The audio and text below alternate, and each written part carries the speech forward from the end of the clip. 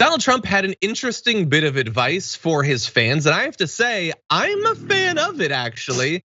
He put out this statement saying, if we don't solve the presidential election fraud of 2020, which we have thoroughly and conclusively documented, Republicans will not be voting in 22 or 24. It is the single most important thing for Republicans to do.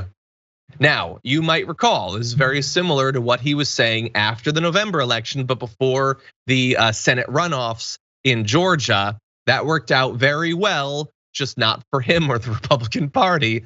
So Caroline, I have to say, I don't often come out of these Trump statements feeling hyped, but I like the direction he's turned in this time. Yeah, this is a proven great strategy for, I'd say, just like the general well-being of the United States. Maybe he's just changing his tune. Maybe he knows this is what the country needs. But also, this statement is written like very confusingly, because it's like it is the single most important thing for Republicans to do. But is he saying not voting is the most important thing? Or like, yeah, the way it's written, maybe he's saying if we don't solve it. It's just poorly coming written. Right after the Republicans will not be voting. It is the single most like, oh God, I think they lost some of their editors, or who knows, maybe this is just him getting on. I don't know how he releases these statements anymore because he's banned from everywhere, but you can just picture him like hunching over, being like, nailed it. And it's totally, It's sitting like a king on his squatty potty throne and giving us these nuggets. I wish I'd gone a different direction of political wisdom. But anyway, so yes, and you can always tell when he wrote the statement or not. Sometimes it'll have like complex multi-syllable words, and I'm like, you didn't write that. You got some college Republican intern. But anyway, this he definitely wrote.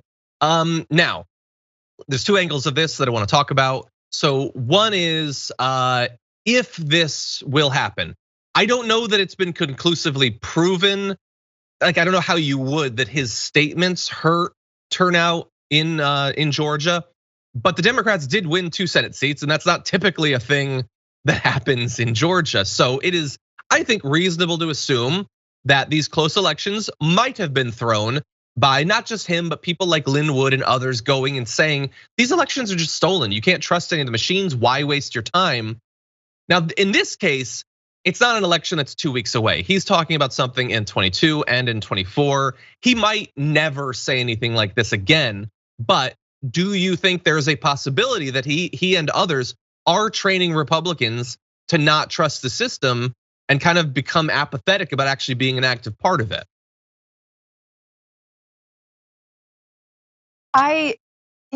This is so muddy to me. I mean, yeah, I'm also just looking at the quote about having to, saying that like voting isn't enough. Now you have to protect your vote. It's so interesting to me because that is in a way something that we say on the left all the time is like, not you have to protect your vote, but it's like we've learned voting isn't enough. You have to vote, and then typically on our side it's like and canvass and donate and phone bank and all that good stuff. But I'm just so stricken by this this repeating of this language that I've heard and said so often, like voting isn't enough. But of course, in this case, I don't know what else to say. I don't know how you can continue to provide facts and evidence, and even people on the right and Republican leaders and even Republicans who have lost their elections or re-elections are saying like this isn't a problem. I just don't know what to do. I mean, and like Steve Scalise was on Fox News the other day refusing to concede that Biden fair and square won the election. And again, it's like these people, they're not just nobodies. Like he might very well be someday the House Majority Leader. And this is one of the cases that comes up so often with Trump and elections that I don't know what this will take as a country to recover from the damage that this rhetoric has been doing to our election systems. I really just don't know. Yeah, they've turned in a very anti-democratic direction. Every election is fake and has been stolen. They were saying that about Gretchen Whitmer. They had to rally against her, and they were like, no, she stole it in 2018. What are you talking about? But yeah, and look, it's not that this is totally new. Like you follow a lot of elections. There's always some percentage of the losing side that says it was stolen, regardless of the evidence or whatever. But I don't think I've ever seen it just be expected that, yeah, every politician on that side is also going to say that it was stolen. And so I share your concern. Can you move away from that? Will 2028 be like just totally like, yeah, we give it our best shot, but we lost. I guess we'll see him in 4 years.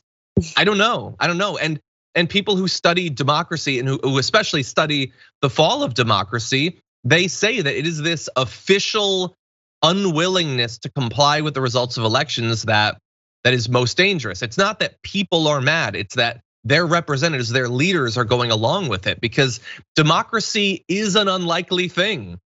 People being willing to let other people control what they do, knowing they're gonna do things they don't like, only works if you believe, well, I can get them next time. You know what? I lost this time, but I'll run again in 2024. They're convincing their fans next time is irrelevant.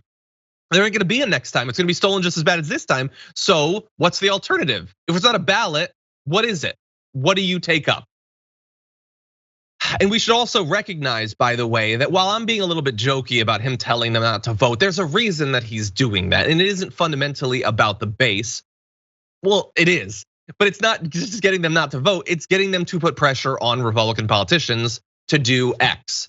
And X can be suppressing the vote, auditing the ballots, doing all of the nonsense they're doing. Take control of the Secretary of State's office, take control of county elections boards. He wants them to be invested and involved in this process, because this isn't about stopping a steal, it's setting up a steal. And he's got a couple of years to do it, and he's gonna. Anyway, final thoughts on this? No, absolutely. Yeah, you said it perfectly. He's setting the stage for the Republicans to steal the next elections, and like it's something we unfortunately just need to keep talking about. And it's depressing and demoralizing that like something like this can be debated, but we have to keep talking about it. We have to keep just pushing the truth. It's so simple and difficult, but the consequences of this whole thing are just really getting into place.